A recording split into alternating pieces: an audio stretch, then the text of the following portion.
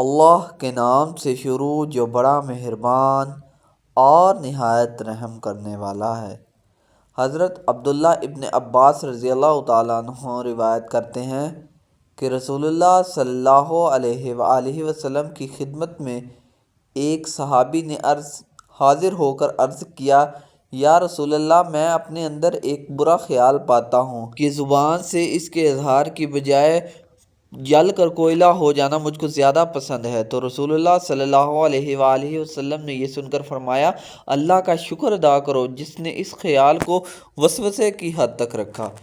تشریح: شیطان نے ان صحابی کے اندر کوئی برا خیال ڈال دیا ہوگا جس سے ان کے ایمان کی حسیاتی کیفیت بے چین ہو گئی ہوگی اور بھاگتے ہوئے رسول اللہ صلی اللہ علیہ وآلہ وسلم کی خدمت میں حاضر ہوں گے۔ رسول اللہ صلی اللہ علیہ وآلہ وسلم نے ان کو تسلی دی، ان سے پریشان ہونے کی ضرورت نہیں ہے، یہ تو اللہ کا بڑا فضل ہے کہ تمہارا ایمانی احساس و شعور پوری طرح بیدار رہے اور برے خیال کو خود ہی تمہارے دل و دماغ نے قبول نہیں کیا اور وہ وسوسے کی حد سے آگے بڑھ نہیں پایا۔ اس طرح کے وسوسوں پر نہ کوئی مواخذہ ہے اور نہ کوئی نقصان کا خدشہ، اس کو اللہ نے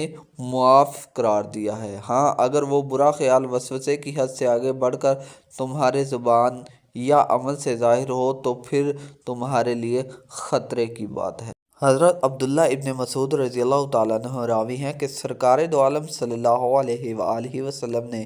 ارشاد فرمایا، حقیقت یہ ہے کہ ہر انسان پر ایک تصرف تو شیطان کا ہوا کرتا ہے اور ایک تصرف فرشتوں کا۔ شیطان کا تصرف یہ ہے کہ وہ برائی پر ابھارتا ہے، حق کو جھٹلاتا ہے۔ فرشتوں کا تصرف یہ ہے کہ وہ نیکی پر ابھارتا ہے، حق کی تصدیق کرتا ہے۔ لہٰذا جو آدمی نیکی پر فرشتے کے ابھارنے کی یہ کیفیت اپنے اندر پائے تو اس کو سمجھ جانا چاہیے کہ یہ اللہ کی جانب سے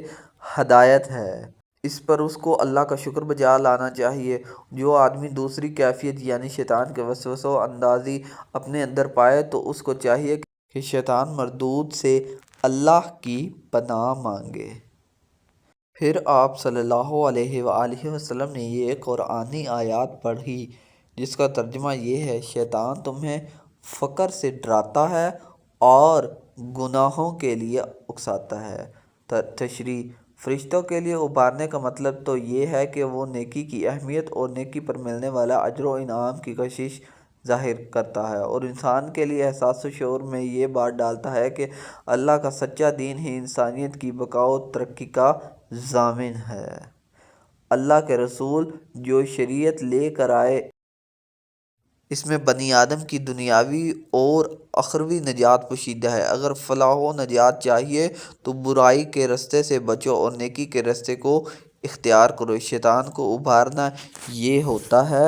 کہ وہ راہ حق کو تاریک کر کے دکھاتا ہے اور وسوسہ اندازی کے ذریعے دین کی بنیادی باتوں مثلاً توحید، نبوت، آخرت اور دوسرے مقدرات میں سے تردد، تشکیک پیدا کرتا ہے۔ نیکی کو بدنما صورت میں، وہ بدی کو اچھی شکل و صورت میں پیش کرتا ہے۔ انسانی دماغ میں یہ بات بٹھانے کی سعی کرتا ہے کہ اگر ان چیزوں کو اختیار کرو گے جو نیکی سے تعبیر کی جاتی ہیں تو پریشانیاں اٹھاؤ گے، تکلیفیں برداشت کرو گے، مثلاً توکل، قناعت کی زندگی اختیار کرو گے اور اپنے اوقات کو دنیا سازی میں صرف کرنے کی بجائے اللہ کی عبادت اور دین کی خدمت میں لگاؤ گے تو تم نہ مال و دولت حاصل کر پاؤ گے اور نہ دنیا کی کوئی آسائش و راحت اٹھا پاؤ گے، الٹا فقر و محتاجگی میں مبتلا ہو جاؤ گے۔